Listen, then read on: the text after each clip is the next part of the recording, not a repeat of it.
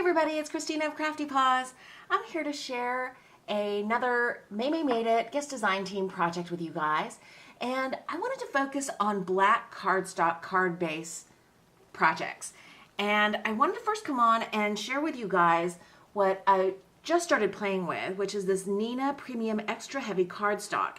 It's 100 pounds cover versus the kind of standard Recollections cardstock that you get. You know, I think this normal price for this is like $5, but it's often on sale for $2.50 or something like that. And this is, I believe, 65 pounds. And what that actually means, that pounds for the paper, is for 500 sheets of that paper, how much does it weigh? So for 500 sheets of this cardstock by Recollections, it weighs 65 pounds. And for this one, 500 sheets actually weighs 100 pounds. And I wanted to do a little comparison, not only of the thickness, which obviously you can't really see that on camera, but this is, you know, it's cardstock. It's stronger and thicker than like construction paper. But this, I mean, it's almost like poster paper. It's fantastic. And then the other thing I noticed was that the black is so much richer with this Nina paper than this Recollections paper. This Recollections paper kind of almost looks like a espresso dark brown when compared right next to the black cardstock, this Nina cardstock. And so I wanted to go ahead and share with you guys some projects using this black Nina cardstock, this heavyweight cardstock that I am absolutely in love with. So for the first of these three techniques on black cardstock, I'm removing the foam from my MISTI because I'm going to be using a stamp that has the foam attached to the rubber, and that thickness requires that you remove that foam from the MISTI tool. I'm prepping my card base with a EK powder tool, EK Tools powder tool, and I'm prepping the stamp just with the oils from my hand. I'm going to use Versamark ink to ink up that stamp, and if the Versamark ever runs out, you can always get refills, both of which are available at Maymay Made It.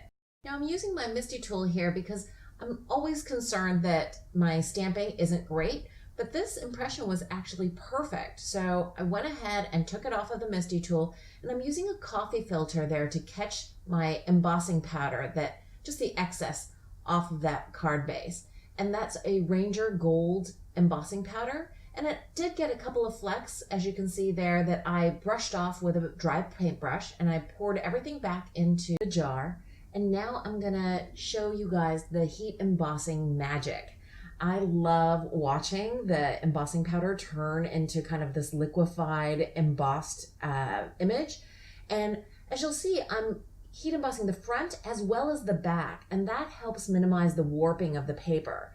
I will say this really thick cardstock warps much less, in my opinion, than the thinner cardstock that I have normally used. And you can see there, it just has a great shimmer. Now I'm putting it on my scoreboard, and I'm folding the card as a top folding A2 size card.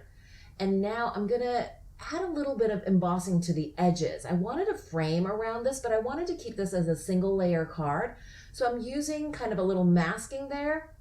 And before I do that, I've use the embossing buddy or the EK powder tool, and then masked it off, and then use the Versamark ink and inked the edges, and then put the embossing powder on. As you can see there, I'm brushing off a little bit of the excess that seeped under, and I'm recapturing all of that embossing powder. Nothing goes to waste. And look at how wonderful this little framed edge is. I love how that kind of continues on with the coordinating embossing of the mask all along the edge of the card. And I'm just showing you this one more time so you can see this process. I powdered the edge, then I inked the edge with a little masking paper in front of it, then I'm brushing off the extra flecks of that embossing powder just so that I have a really clean edge on that framed border. And now I'm recapturing all of that embossing powder. And now I'm taking my heat tool again to the edge of that card so it liquefies that powder. And I love watching that. I never get tired of watching that embossing powder melt. Now I'm doing a second technique. I'm gonna cover the whole front of the card front with this EK powder tool. And that just helps so that the Versamark ink doesn't get all over stray areas. And now I'm placing all of these adorable little different pattern poodles. I've had this Inka Dinka Doo stamp set for probably as long as I've been crafting, which is probably about 4 or 5 years now. And I'm just placing them kind of wonky here and there. I wanted to make some of the poodles go off the edge of the card a little bit. I'm gonna add a couple more feet, I think, toward the top where there's some empty spaces, but I'm just kind of fiddling, trying to get good spacing, turning the poodles here and there. And I love this pattern for picking up good inked images. You know, it's got some details, but it's got some good coverage too. I'm gonna put this EK powder tool on the card base one more time, just in case the stamps rub some of that off. I'm inking up all of these little poodles with the Versamark ink, being really careful to really press down so that the ink transfers to the black cardstock. And I'm being careful to lift it up without moving the paper. And I didn't really like some of the areas. I thought it wasn't as good a coverage as I wanted for such a detailed pattern for some of these poodles. So I'm inking it up again. That is the beauty of the Misty tool. And I'm lifting it up now because I really think that the images came out nice and crisp. I'm gonna work on top of a coffee filter again because I find that the powders don't stick to it and they're easy to kind of brush away or throw away. I'm just barely dipping my dry paintbrush into the Perfect Pearls. This first color is Blue Smoke, and the powder is so extra fine that it really gets into all of those nooks and crannies of the image. This next color that I'm using is Kiwi. And I apologize, I'm off camera a little bit here, but I'm basically wanting to make sure that I'm blending one color into the next. I don't want each poodle to have a separate distinct color. I want the colors to kind of blend one to the next. So I'm trying to pick colors that will blend nicely together. Although I think for Perfect Pearls, they all kind of blend nicely together. They've got such a great shimmer and they're not like really bright, bold colors, but they've got a great sparkle. So I will go ahead and list in the description box below all the colors that I used. And by the way, all of the links to the products available at Maymay Made It will be also in the description box and in my accompanying blog post, which I will also link to below. So you can just see here that I'm just brushing on with this dry paintbrush all the different colors that I wanted to use. Things ranging from, you know, a bronze or copper all the way to like that light kiwi. And some of these come across looking more pink, others more yellow or golden. And I just love the shimmer that Perfect Pearls adds. And you barely have to use any of the powder. I'm not sure if you can notice it, but I'm barely dipping that paintbrush in.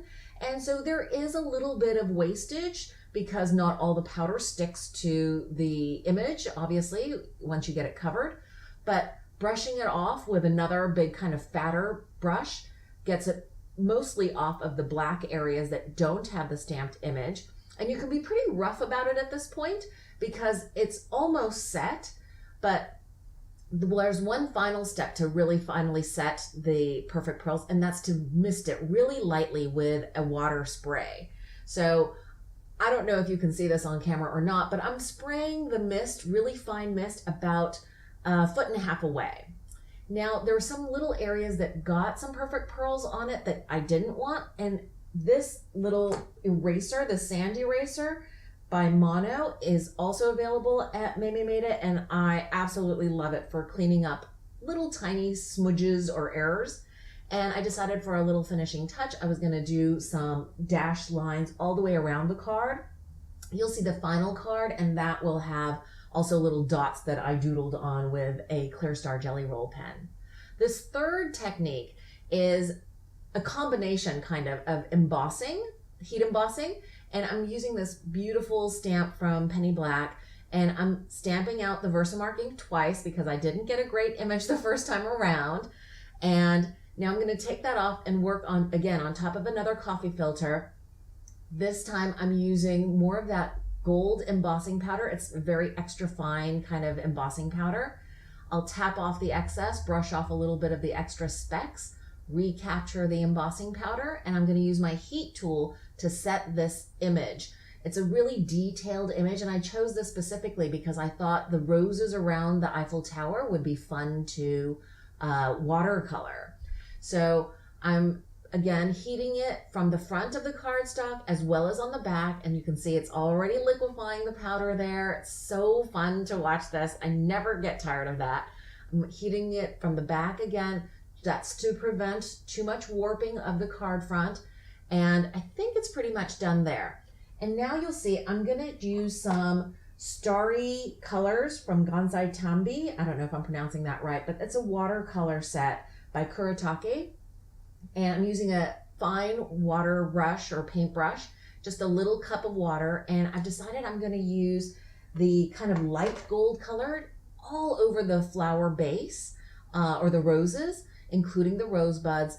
And I'm doing this really loosely. There's, you know, as long as you kind of stay in the lines, it's basically pretty forgiving because it's such a kind of sheer watercolor.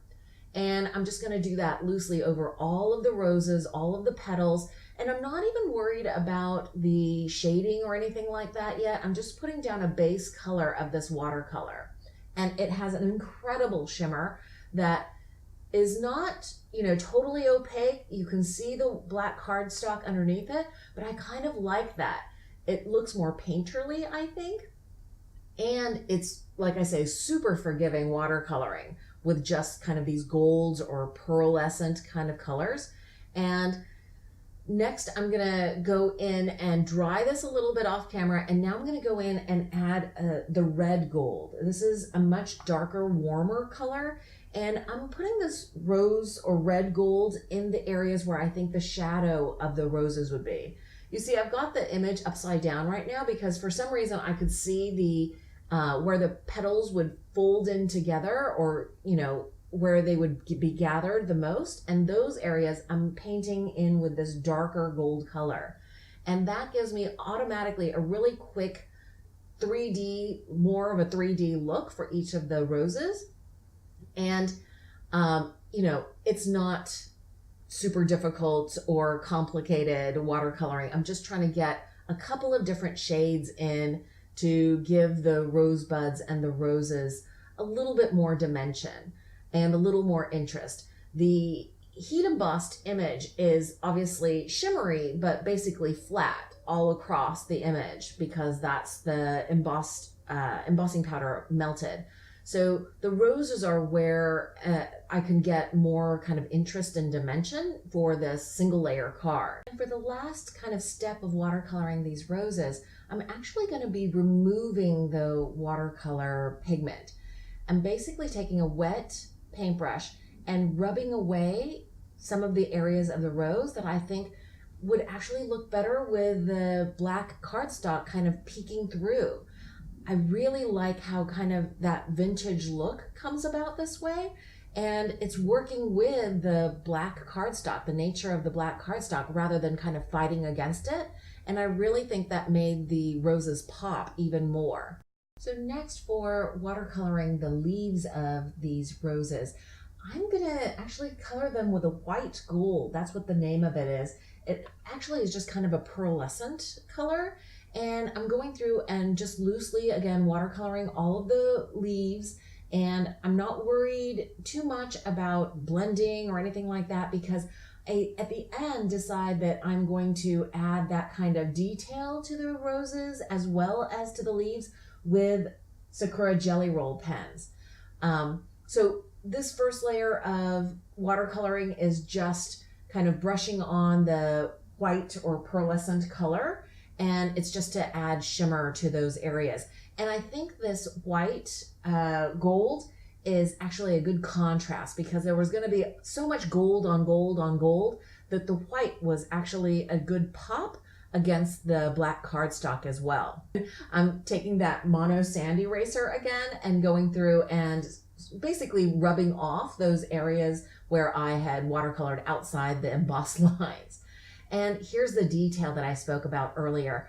I'm just going to add some quick kind of flick marks on each of the leaves emanating from where the leaves attach to the vine and kind of following in the same curved line as the leaf shapes. So it's the same kind of flicking that I would normally do like with Copic coloring, but obviously it's just really easy sketchy lines. And I'm going to do the same with the roses, although I I'm sorry, I did lose that part of the video, but it's the same idea for the roses themselves. I added a few little details using some Jelly Roll gel pens, just some dots on the poodle card and some dots and dashes on the Parisian card, but that's about it.